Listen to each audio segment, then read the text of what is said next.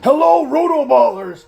Fear has no place in fantasy football. Show no mercy on your opponents in your fantasy championships this week. Here are my must-start running backs and tight ends for week number 17. And let's get things started with those running backs. Start DeAndre Swift versus the Arizona Cardinals. Last week, Swift had 20 carries for 92 yards and a touchdown against the New York Giants. This week, once again, he has a favorable matchup against a Cardinals team that just allowed Khalil Herbert to rush for 112 yards on 20 attempts. Arizona, over the last 4 weeks, they have allowed 4 touchdowns and 539 total yards against backs. The key for Swift will be to score before the Eagles get the ball down on the 1-yard line because of that brotherly shove that has been so instrumental in helping Jalen Hurts break the single-season quarterback rushing touchdown record. Swift also comes into this one just 12 yards shy of his first 1,000-yard season of his career. My second start at the running back position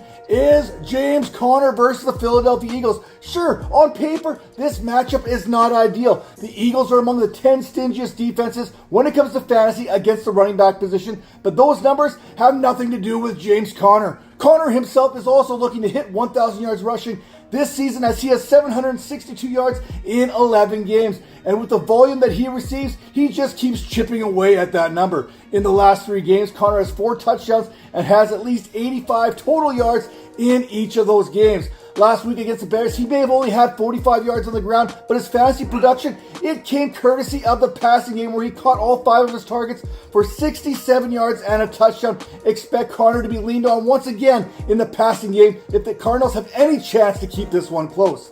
The third running back you're starting, what is old is new again there in Los Angeles.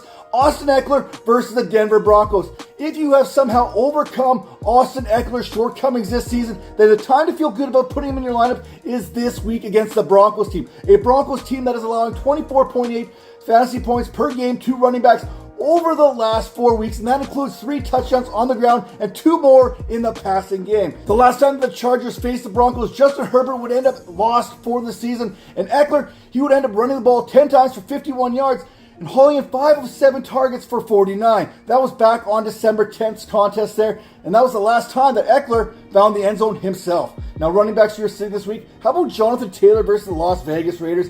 I know that you want to start Taylor in the championship, and I wouldn't really blame you. But right now, Coach Pierce and Coach Graham have this Raiders defense playing at another level right now. Let's look at this Raiders defense just a little bit closer. 15.9 fantasy points per game over the last 4 weeks. That is the 3rd fewest allowed to backs. Just 224 rushing yards. That happens to be the 6th fewest. Vegas is one of just 5 teams to allow less than 2 touchdowns to the position over the last month.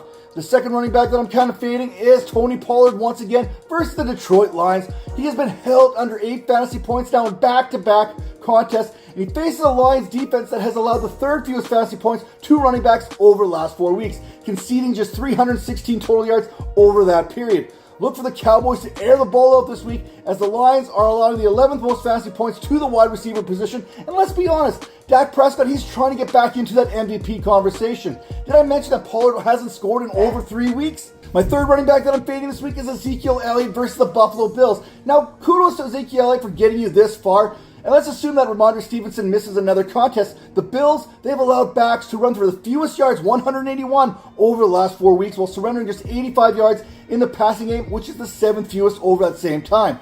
Add that all up, and that works out to about 15.2 fantasy points per contest, which is the 2nd fewest in the league. There are better options out there. Now for your tight ends, here's some good options at the tight end position, starting with Jake Ferguson of the Cowboys taking on that Detroit Lions team. The Lions' run defense is good, but they are allowing wide receivers and tight ends to produce in fantasy. On the season, the Lions are allowing the 10th most fantasy points to the position, and over the last 4 weeks, they are allowing 15.8 fantasy points per game, which happens to be the 8th most. Look for Ferguson to continue to be featured when the Cowboys get down into that red zone where he has been targeted 6 times over the last 4 weeks, along with seeing 2 of those targets coming inside the 5-yard line. Another reason why Tony Pollard has not been effective. Now my second tight end that I like this week is Chigakonkwo versus the Houston Texans. The Texans, they've been good recently against the tight end position, allowing just 11.6 fantasy points per game. But on the season, that number is closer to 14 fantasy points per game, which is the fourth most. Besides, this Titans offense really has no other pass catchers outside of DeAndre Hopkins that have been producing. Last week, Okonkwo caught a 12-yard touchdown pass courtesy of Derrick Henry to go along with a team-best 6 catches and 63 yards in that 20-17 defeat at the hands of the Seattle Seahawks. My third tight end that I'm starting this week is Gerald Everett versus the Denver Broncos. Everett is a matchup-based starter. We've talked about this all season. This is a matchup in which you should feel good about starting him if you need help at the tight end position. Last week, Everett was targeted 8 times, hauling in 7 of those targets for 42 yards. This week, expect much the same as the Chargers face a Broncos defense that is allowing a league-high 16.5 fantasy points per game this season to the position and have allowed 995 receiving yards and 10 touchdowns along the way.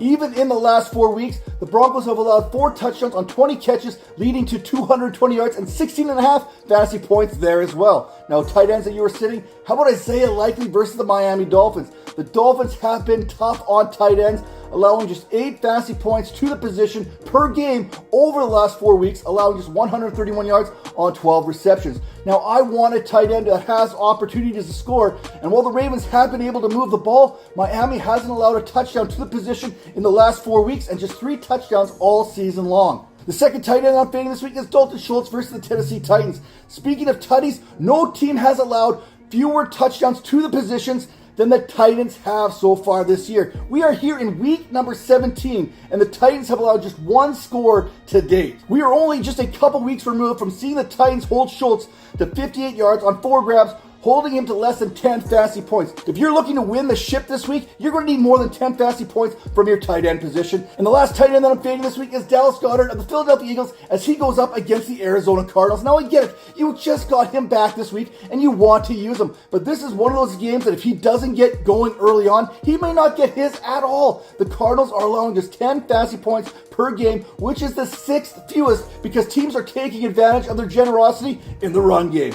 Once again, this video is being recorded on Tuesday this week, which means plenty can happen between now and Sunday's kickoffs. So check out RotoBaller.com and the RotoBaller Discord channel for all the latest fantasy football news. And thanks again for tuning in, and be sure to like and subscribe to our RotoBaller YouTube channel to get all the latest fantasy football analysis.